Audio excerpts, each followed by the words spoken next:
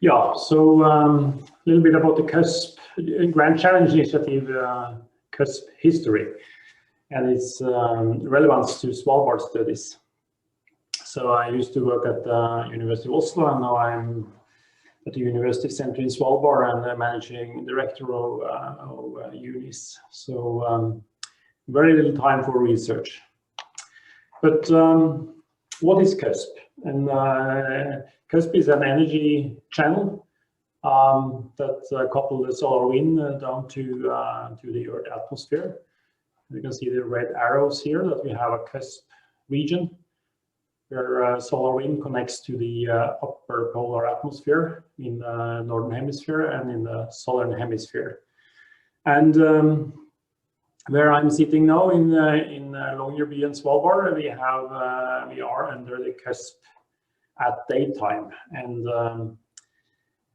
during the polar night, when it's when there is no daylight, there is no sun, then we can see the CUSP region is visible in the daytime aurora. So we have northern lights at noon here in Svalbard. So it's a very special place because it's one of the few spots on Earth where you can observe the dynamics of the coupling of the solar wind to Earth atmosphere, that you can monitor it optically in the northern lights. And here we have also radar systems, and we have possibilities to launch rockets. So this is a rocket project really. So but when you go into some studies, then you must have a science objective, and the science objective for me and my research group is illustrated here. Then you have on the left here, you have some blue clouds. Look at it here, you have some blue clouds here on the day side, and then that is transported across the polar cap. You can see here from day to night. And in the auroral zone, you can see the auroral zone here in this picture by signal disturbances on a GPS system. So on the right here is a GPS imaging of the auroral oval, because where you have the aurora, you have signal, I wouldn't say problems necessarily, but you have signal disturbances. Sometimes it's a problem, and that is the reason that we want to know more about this, how under which condition do we have severe signal disturbances for GNSS or GPS systems. And our goal is to develop enough or gain enough knowledge and expertise so that we can forecast signal problems, GPS signal problems in the Northern Europe Arctic sector. So this is an illustration in these panels here that sometimes we have a red region, then you cannot trust the GPS signal, and most of the time it's quiet and green, but it's actually to predict when is it going red. So that was where it started. That was the problem or the science objective for the Oslo group. And then our challenge 7 years ago was to how can we go from single sounding rockets to an observing system. Sounding rockets has been used for since the 1960s, but usually one by one rocket and not put into an observing system.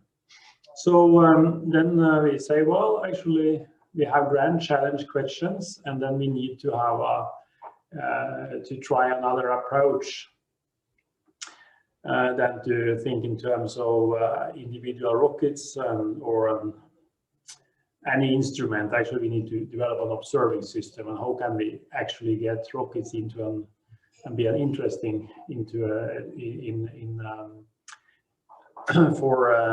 provide data to an observing system. And then we have we start out, well, we have a lot of existing facilities in northern Europe and Norway and Svalbard in particular. And we have these radars, these ASCAT radars, and then we have the cuspless radars, and then we have launch. We can launch rockets from Andøya, and we can launch rockets from Svalbard up here, and we can actually launch rockets simultaneously.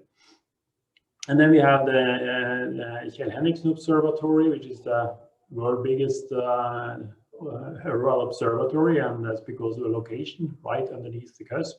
And then we have research stations in Svalbard in place. And then we have Andøya Space Center that can provide services, they can launch rockets for us. And we have NASA and SIOS JAXA. So altogether, we have existing facilities. And then we have the universities having the science questions. So when you have facilities and you have science questions, and science questions related to CUSP, we have in this group of universities. And then we have the agencies and funding rockets. And then finally, which was very important for us, was that SIOS came in place here in Svalbard, which is a Svalbard integrated Arctic Earth observing system. But actually SIOS had the opportunity that they could offer us to share the data, so that if we gather data, we could share them and put them into an observing system. So, and that was actually very important because when we presented that idea to SIOS JAXA and to NASA and then SIOS, then we signed on a joint statement of scientific coordination. And the most important part of that was actually that we could provide, each partner could provide sounding rocket or sounding rockets, and then we had developed a plan to share data and make data publicly available through SIOS. So that was a big achievement, and for us, it actually, that was the reason that we got funded the Norwegian rocket, that we could develop such a scientific collaboration and signed by the agencies. So and then not only for Norway, but for also for NASA, new missions came up, and here we see the first rockets.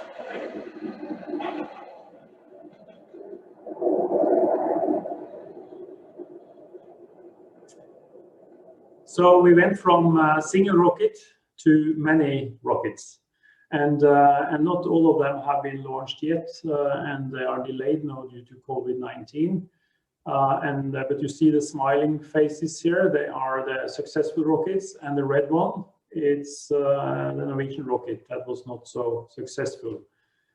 But going back to that, but still we were very successful, because the University of Oslo, we have developed a multi-needle probe system to do high resolution measurements of plasma turbulence, so we can resolve the really fine structures in the and density, electron density gradients in space plasma, and that's actually to the small scale electron density structures. They are disturbing the radio waves, and then it's important to get in situ measurements of the disturbing factor.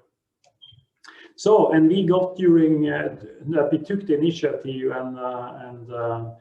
and developed this rocket program. And then instead of having only one rocket with one set of instruments or our own instrument on that single rocket, we had access to 6 out of the 12 rockets that are in this program. So even if our rocket, that was a very novel one, because we had this it seems like a very regular rocket with some instruments, but you see here, if you look at this, there were 12 daughter payloads, miniaturized daughter payloads, each carrying multi-needle probes. So the idea was to do 3D measurements of plasma irregularities.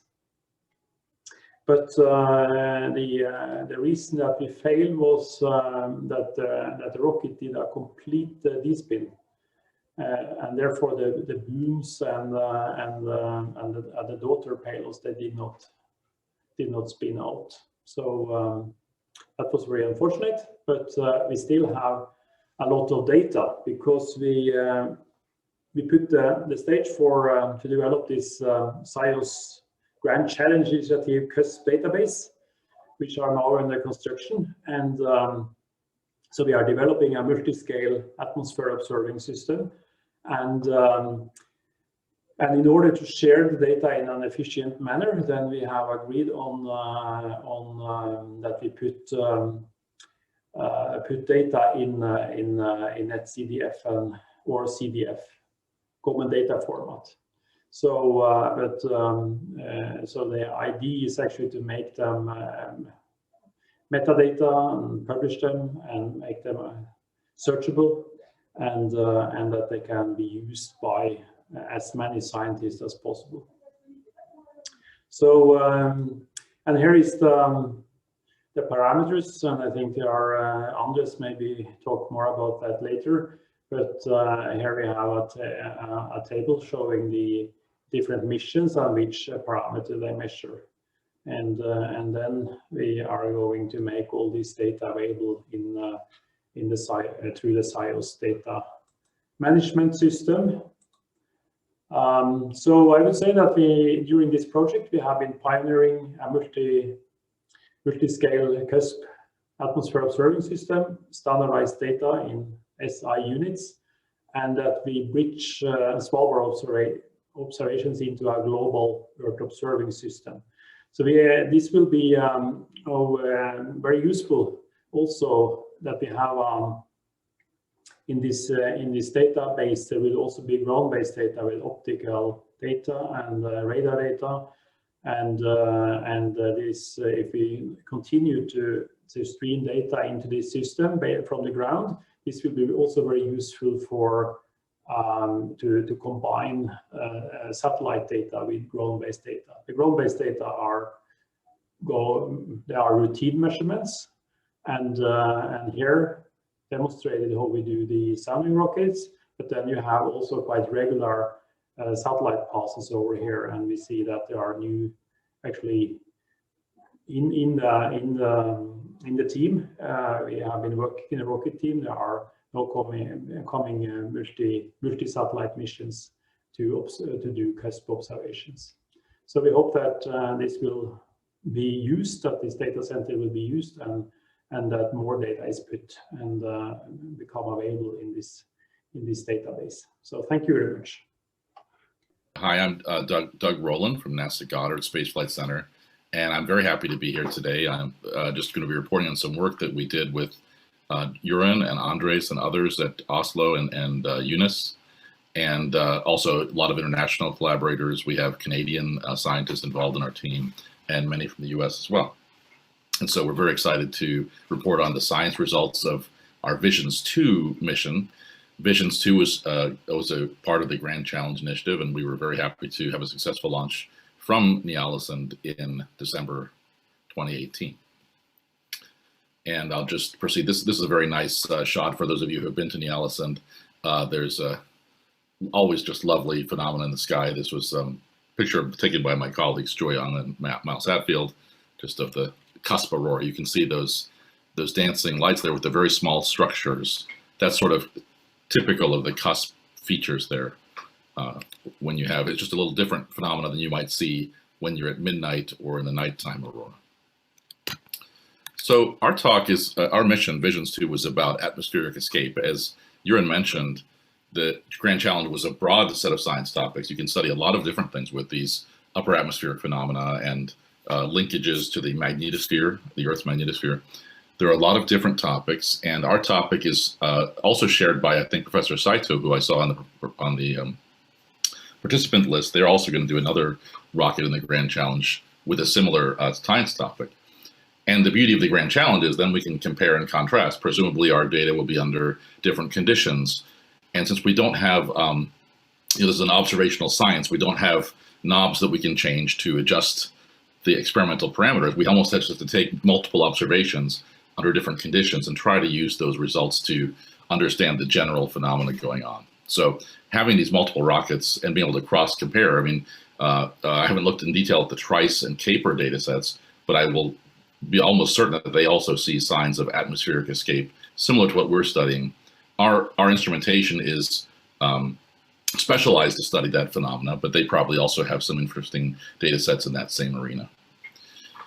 And so first thing I want to talk about is what is atmospheric escape? You may not realize it, but those of you who live on Svalbard are living under a giant fountain of atmosphere that is spewing off into space every day at a very high rate. It's the largest region of escape of the Earth's atmosphere into space.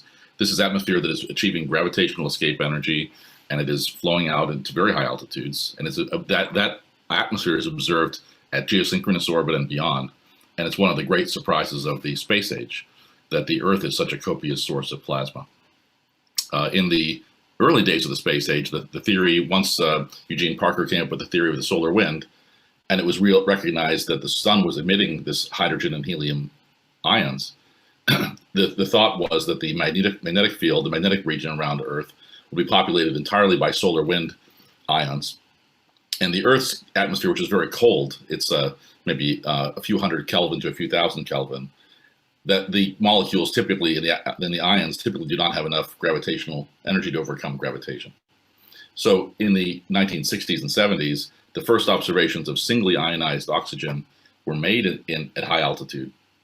And from the sun, oxygen does arrive, but it's in the form of multiply ionized oxygen, O7 plus or O8 plus. So if you see O plus, that has to come from a cold source, and the only cold source around is Earth's atmosphere. So we're going to be studying how does that work? What are the mechanisms that eject atmospheric ions, these very high altitudes? And what does that say about the broader universe that we live in and other planets and the history of these planets and so on? And then I'll tell you a little bit about what Visions 2 is designed, how it was designed, and then show you some science results from our mission.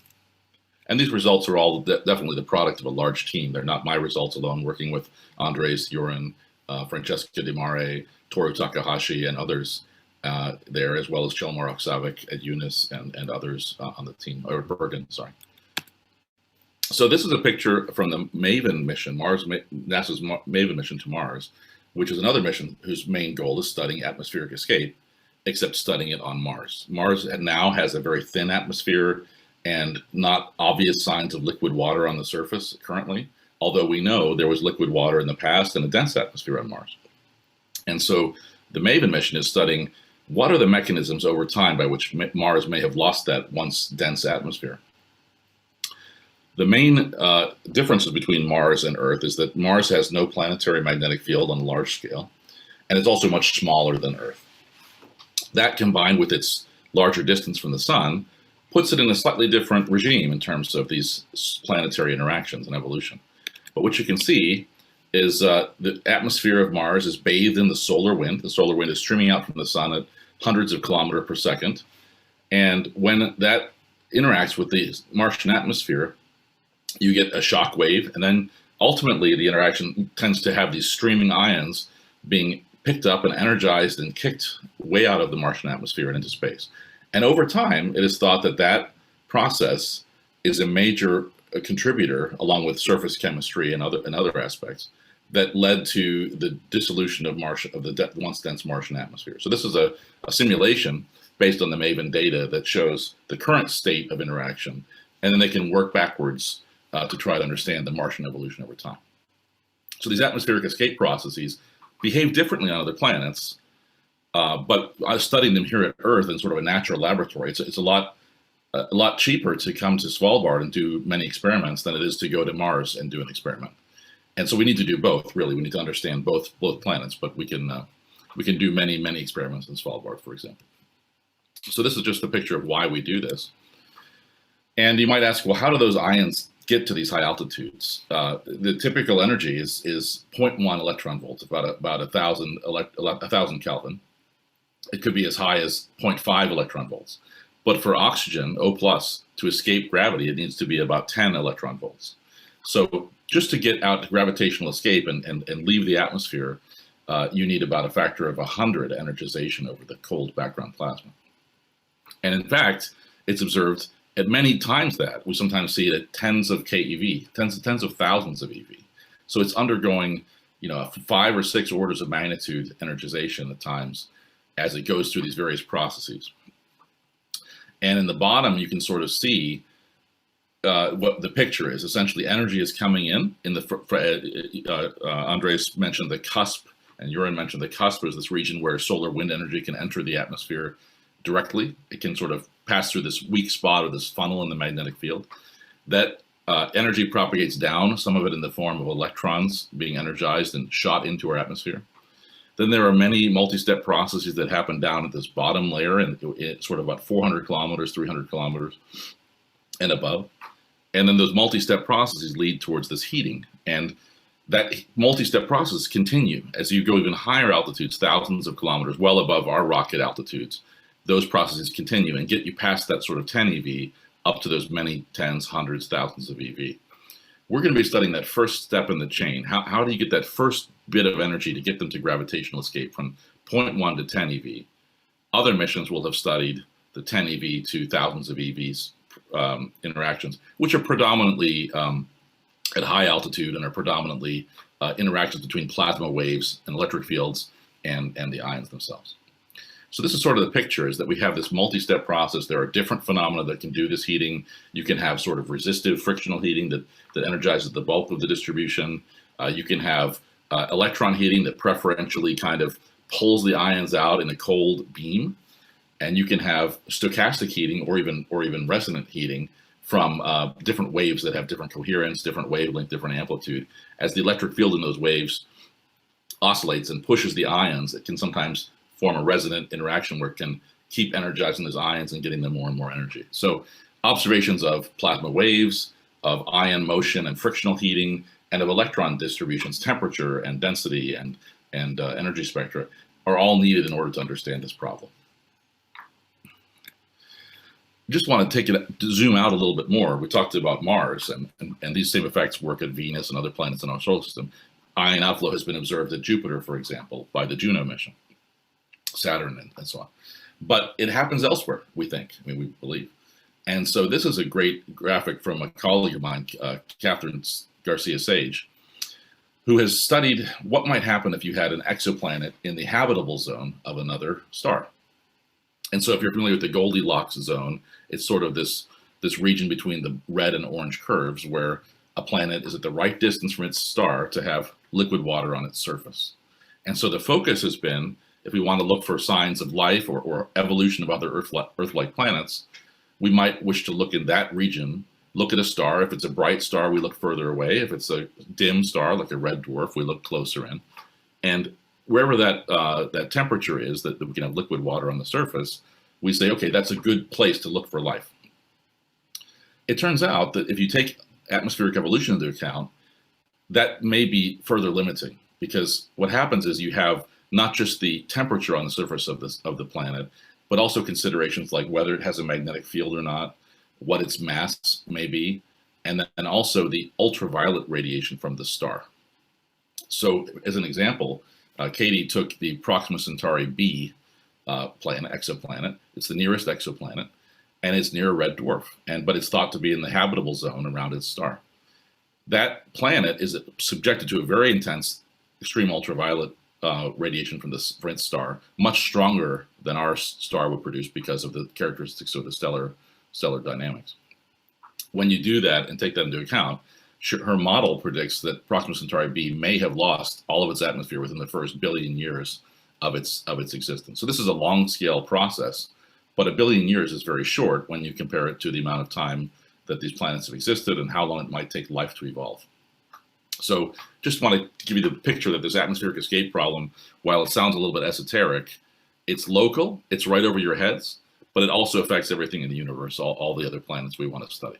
So it's a very important process, and we like to study it here on Earth because it's very convenient to do so. Any questions about that part? Okay. So how do we do it? We saw from Jøran and Andres sort of the basic picture. We launched these rockets from Ny-Ålesund. We launched them to the south in this case. Other rockets in the Grand Challenge were launched north from Andøya. But in our case, we wanted to be sort of local and close to where the cusp is, because that magnetic cusp is where the ion acceleration and the atmospheric fountains are formed. So the top picture shows you the launch site. Sort of these next row of pictures below that show you the overview and the side view of what's happening. We're launching vertically from the Ny-Ålesund, almost vertically. We're starting out in or near the cusp, and then we're coming back down on magnetic field lines that are south of the cusp. And actually, we had 2 rockets in the Visions 2 campaign launched 2 minutes apart.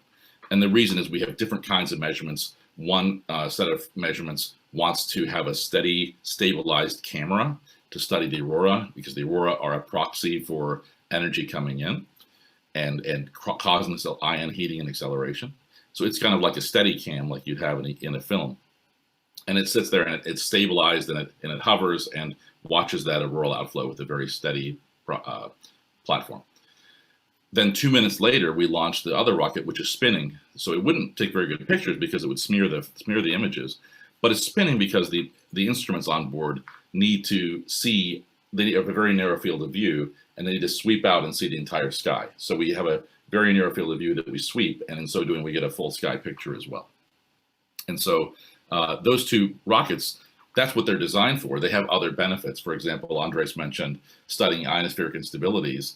Having these 2 separated measurement points also lets you do some interesting studies there, which have not been done a lot in the past. And we have some the beauty of having the SIOS access to our data is people who want to study those other science topics may just come in and find these data and be able to do additional science that we have not anticipated and that we haven't planned to do ourselves. So I think that's the beauty of SIOS, is it makes this discoverable and it makes it open to a much wider group.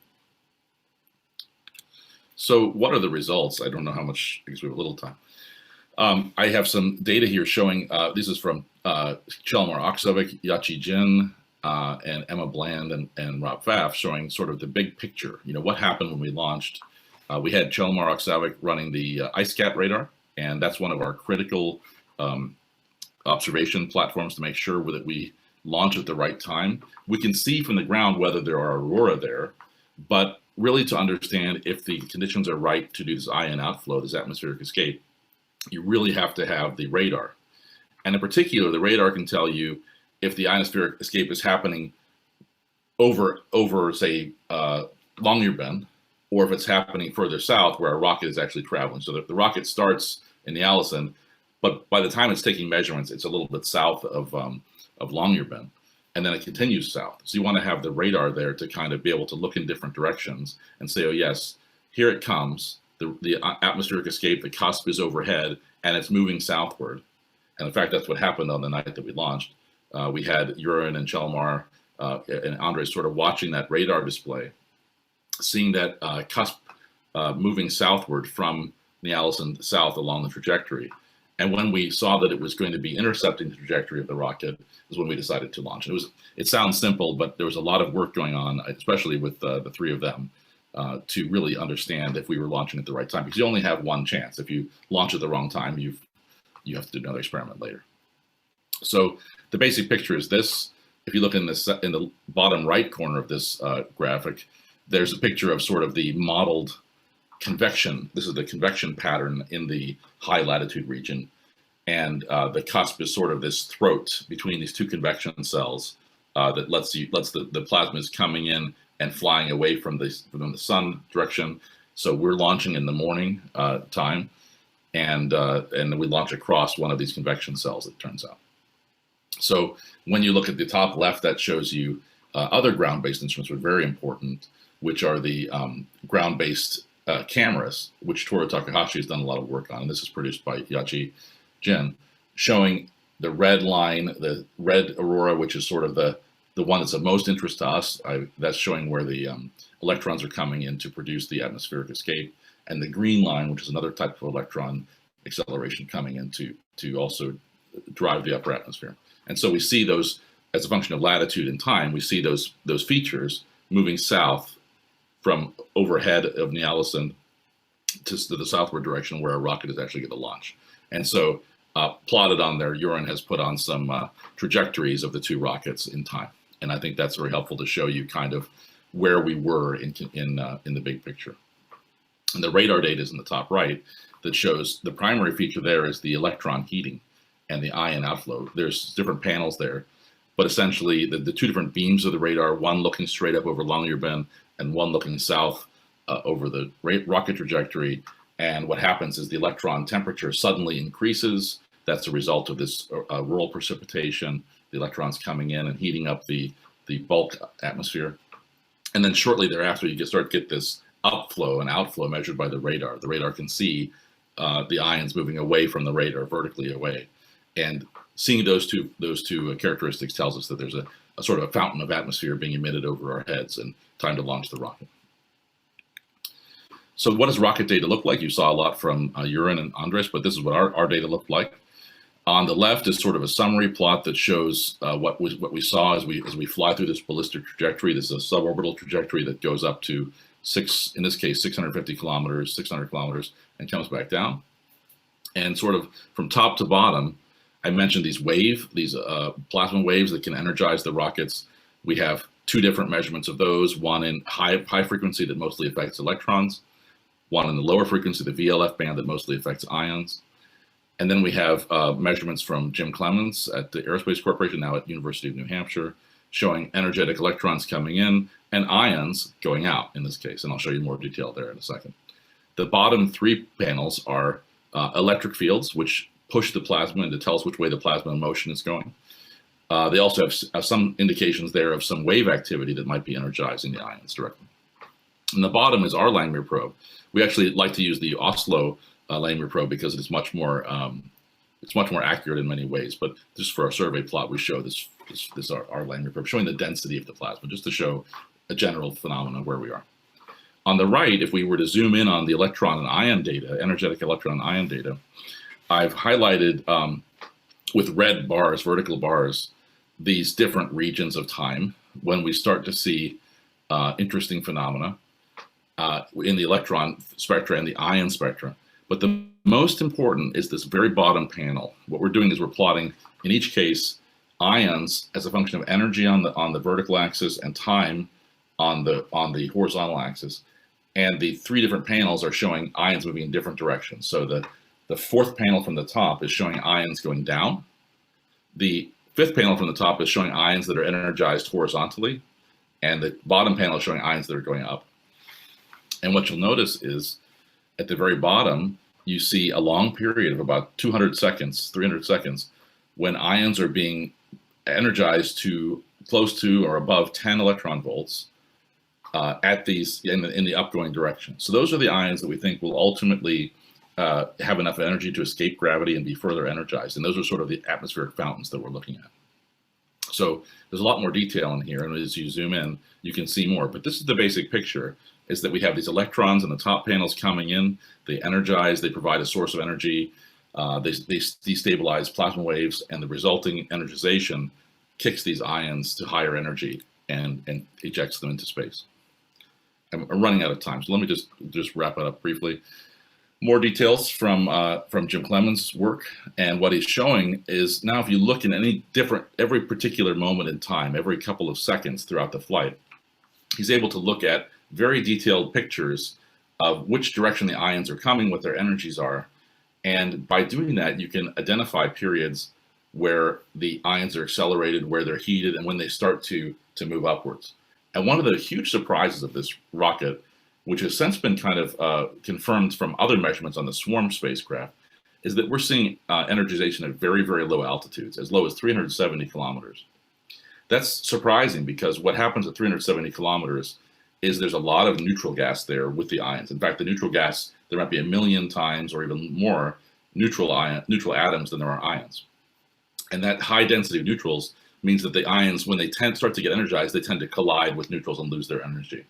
So it had been thought, at least by me, that you would not be able to get significant energization of part of the ion population because it would quickly thermalize. You quickly energize those ions, they run into neutrals, thermalize, and be gone. So we're seeing them very low, which is very interesting. I think that's a new result. And then I will skip this because we're out of time. The other measurement that I want to call your attention to is, why does that happen?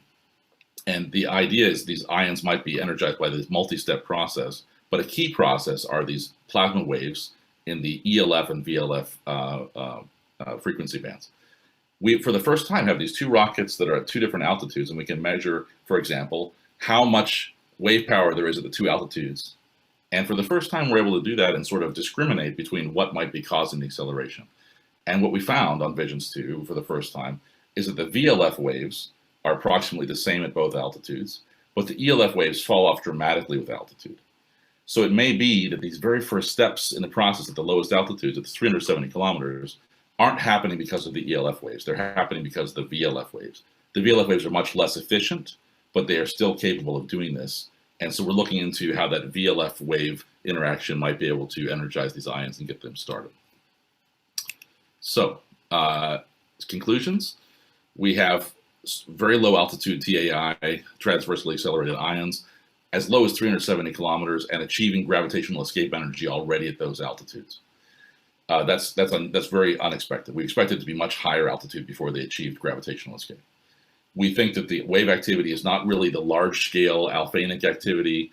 It's not the several tens of hertz ELF wave power, which is very efficient. It's the few kilohertz VLF wave power, which is less efficient, but apparently is doing most of the work here. And so we need to work on further studies of this altitude dependence and model these energization mechanisms to help constrain these models. And that's all I have.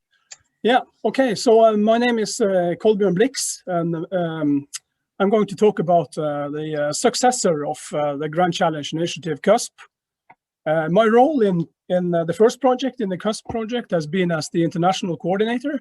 So I've been kicking asses to make sure that everything happened, that Jøran and Doug and all the others would like to happen. So if I could get this rolling. Yeah, so we had the Grand Challenge CUSP. That was the initial project.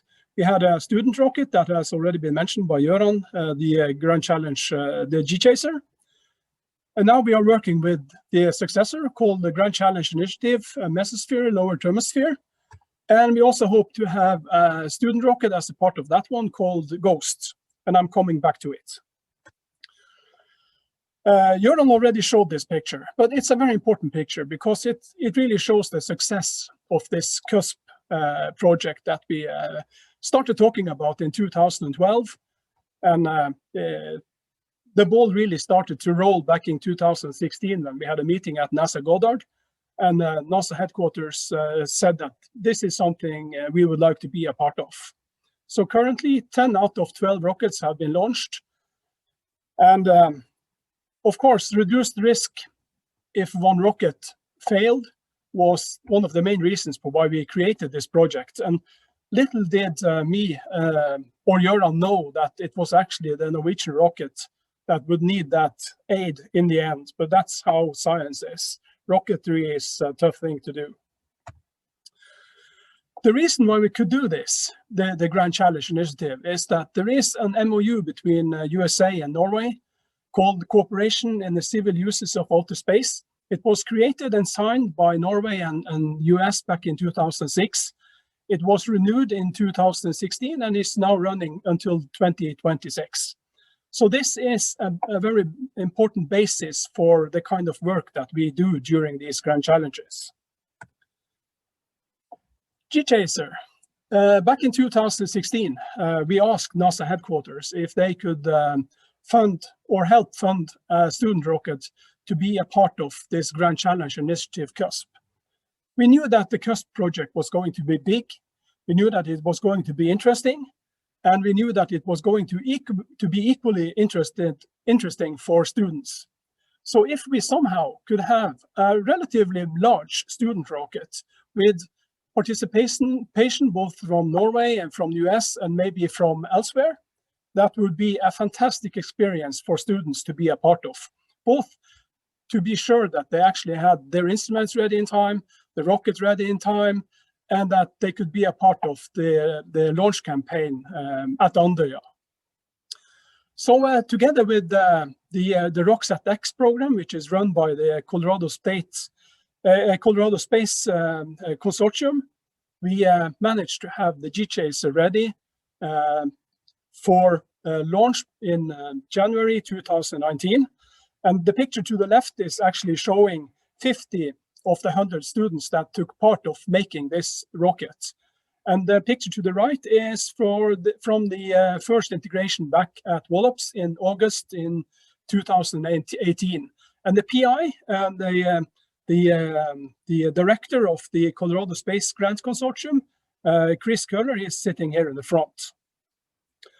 And as far as I know, the G-Chaser, which was launched in January 2019, was a success. So even before we had launched the first rocket in the Grand Challenge Cusp, we started talking about the successor, which has now become the Mesosphere and Lower Thermosphere project. So the idea was born in June 2018 during a late Cusp dinner at CEDAR in Santa Fe. And the idea that we had debated the evening before was presented by Doug in an ad hoc meeting during the CEDAR conference the next day. So that was the start of it. We had looked back in April 2019, a few months later, we had started talking about the science topics that we could do in a new project. We had looked at technology platforms. We had talked about any other assets that we could use, Arecibo, satellites, the Alomar Observatory, which I'm heading. So it will be a project that could have much more instruments and more sites included than in the Cusp projects. In the Cusp project, we were launching from Andøya or from Svalbard, but in this project, the scientists, they can choose if they would like to launch from Kwajalein, Poker Flat, Kiruna in Sweden, Andøya, or Svalbard, or wherever. That depends on the science. We also have more instruments, as I've already mentioned. DLR would like to use their aircraft. We have the new iSCAD 3D antenna radar. It should be ready in time. Alomar Observatory, which is doing mesospheric science all year since 1994. So there's balloons. There are a lot of new instruments in this project. Back in June in 2019, we had the second meeting. We had a workshop during the ESA-PAC meeting in Essen, where we started discussing how to go forward. And we ended up with a conclusion that we needed a Grand Challenge Initiative white paper. And I took on the task to make sure that we had this white paper within half a year or so. So already in February of 2020, the white paper was finished. And this paper can now be used by all the scientists that would like to use that as a foundation for their applications for funding for projects. And this paper is available to download from the Grand Challenge web, which I will show you the address at the end of my talk. We would also like to have a student rocket as part of this new project, and we call it GHOST. And one of the things that would be quite funny was I would like to have sort of a small rocket logo that looked like a ghost.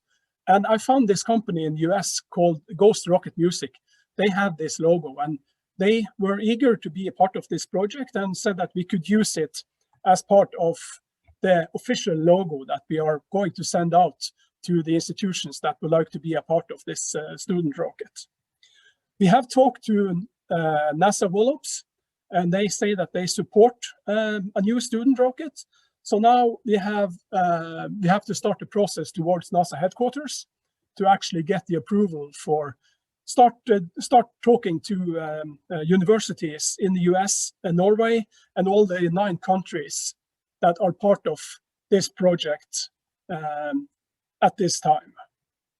So it's very interesting. And NASA Wallops told us in June that it might even happen that we can have 2 student rockets as part of this project. Since they are only single stages, they are cheaper than the 2-stage G-Chaser that we had launched over a year ago.